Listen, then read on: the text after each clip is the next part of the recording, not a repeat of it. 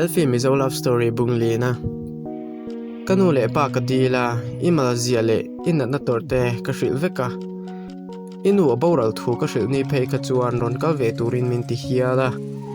ma se thil ti laklo deuh ka nei lai kha ka hril chein ka hria nia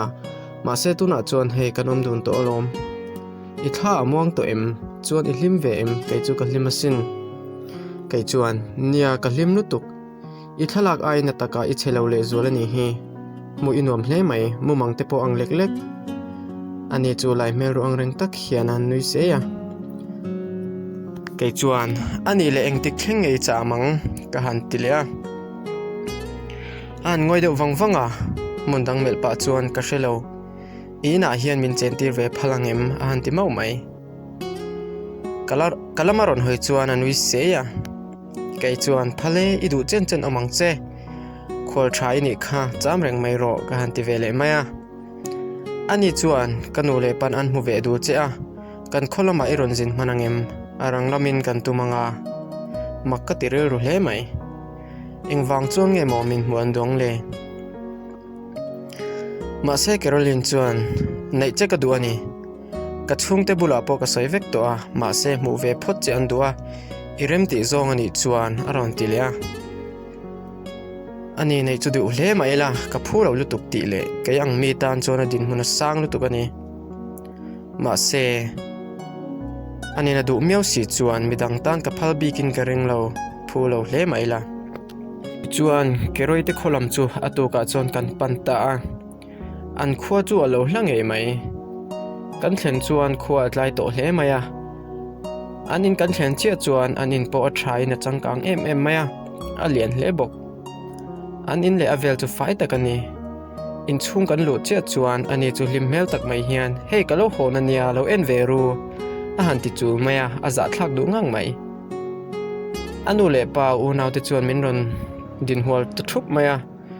thut thlenga ka thua min han exam tak mai chu kero ka hol huir mai ni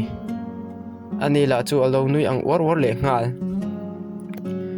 za viau ka han tuma an mi zia le mi an tri dana za zum viau le the ani talawa thil kanin zota kan ti hawa anuam phian mai mi ro an e deu ti chu ka shereng kei po in nuam ka ti chia lem lo ma se an fanuin min du miau sia an zau viau na a an chung rila thil engemo a omti ka hria kayang an fanu du lai mel tha le du om em mai tan chuan min du te fashion lo ni ni e ka dem lo ve ka ye om reng ani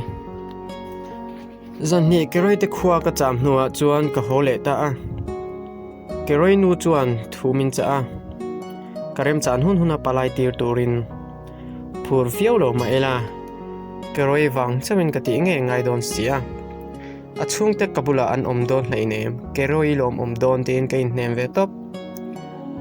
keroi te khwa tanga ka hole ni zana chuan lom te hnena kan chan chin te chu ka soi ta veka ani chuan nia kha adu om sia nei nge tumte nupui enkol tu tur che nei chuan I ol samsot mayang I thoha po achuak zen to lova I pa pe son lo po inin chom zo da yang chu keroin engemo sumlak luna adap thei bokanga inin chom zo lutukang kai chuan dia chu tak chuan min kap em lo min hmangai tak ti ka hria a ka tong hi ka lom khop mai taka thian nak tu khi elfithi chamkhania a thlana kan thian hoin kalila remate nui te pok lo hril don nia ole I thu kan kal don nia pangpar te pok kan da anga zantir lama chuan lom te ne na ka in kom na chu kan lim dun hle maya keroi ne na kan in nei dan tur le palai tur chung chang te chu kan han rel ve a kan voi khatna ani awangin ange na hria ta har ngei mai chumi zan kamu chu ka omunom thei reng lo mai khuma chuan katala kamit thla a elfi melaron lang le zok thin arwang ka mu tira ka om dan te a thlan bula ka tra lai te kharon lang wara kamumanga chuan elf chu ama chawa thulai hi ka mu a abula kal ka han tum thina ka nei tiela abole dai thin makati tak zet lomte anen chuan palai kal tur chu kan han song kwal china keroi te khua a hlat lutuka wange ni an phur lo hlom hle maya ma se kai meu in nupui ka nei don thu an hriat chuan min lompuin van nei min ti hle thung si repo ria lo chuan kapute le lomte o chu palai atang tur chuan keroi te kholam chu kapan pui ve ta a in nei hun tur te kan bithli anua chuan kan hole taria keroi chuan kan kholama chuan min zui ve le rengot boka anun phal lo hle ma se phim khur tur le lo puk lok lo tur chuan min chau luk hle mai bokani keroi chu an fanu nei chun an duat em mai le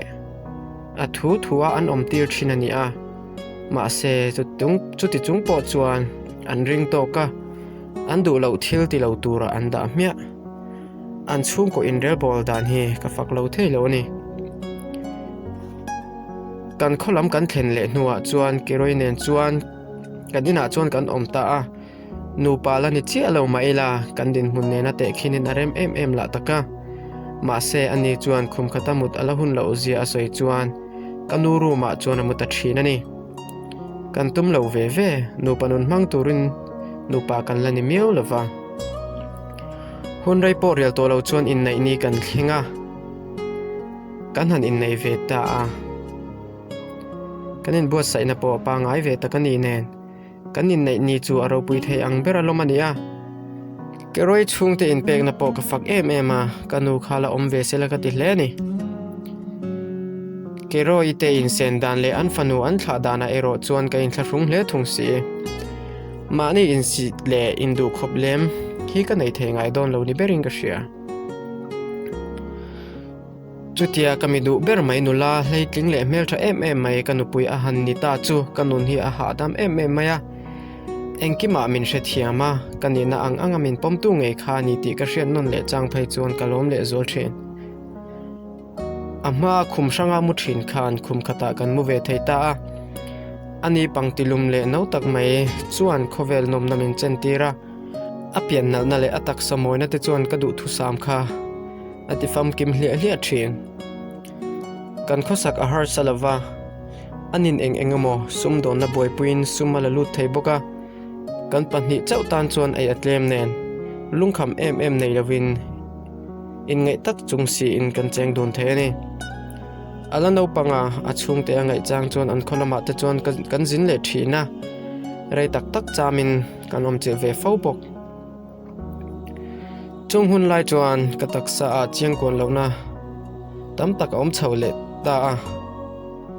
mun na tak kan kal thin wang te po ani ang ka tho ha chu aron chuk le thu zel maya kanu puila ka po chuan ka in thlung em mai ni ka dam doi man le engemawa kanin seng tam chho tiala keroin asum don na lama poisa ama mo na alian chho zel mai boxi re ruha kan nei ve ta chau zawa ni khat chu keroi chulung ni lo mel zet mai hena ron hoa achan ka hanzo chuan asum do na muna thila kal tuan lo awangin bansan mai adu ta a ma se mel hriat thatak anai thu le mel hriat hne na chuan ama puitura somatum ta a chumi abyak nen chuan sum do na dang boy puin an thok ngor thin hle maya zan rei tak taka te ron hoa nilengin ka mulova zingkara po hun rei lo te bak ina a ngai mek lo tuk thuan ei lawa a chho chang po atam khop mai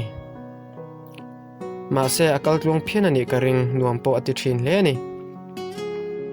kumni don kan chen dun nuwa chuan arai lo nana indan na po chu ei to lo turin ka tia fa na i ve ka chak to ema wangin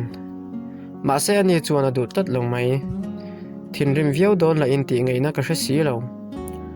ani chuan fa nei tura in bot sai don chuan din mun thale sang taka din phot chu adu ani ama ang bokin ana chuan a boy em renga kumlai holvel thleng po chuan min enkol man meu lova zan lama te hian khum khata kan mu nge mu lo po ka hreta lo ka hrisel lo chho tiala chuti chung po chuan ana a in pek zo ema wangin min enkol ta meu lo ni ber zan khat chu tlai lama tangin ka omanom lo le zual hle a eng emoni tak tong tura hian kai ngai tlat maya kamithla chuan elfi mela ron lang zoi reng mai a thi don le a thlan bula ka om lai kha ka hre chuak le zok zok thin elfi ringot ka ngai tu na om lai chuan ka ngai azual em a kan no puin mi angai sak man si lo an na tho na muna a om dan le eng ang taka buenge ani la ka hriat pui hek lo kanu khala dam ve se chuan ka bula a omanga eite min siam sakanga min chok deuh tur hi ania ka thian pa lom te la chu ka phut ngam to bok si lo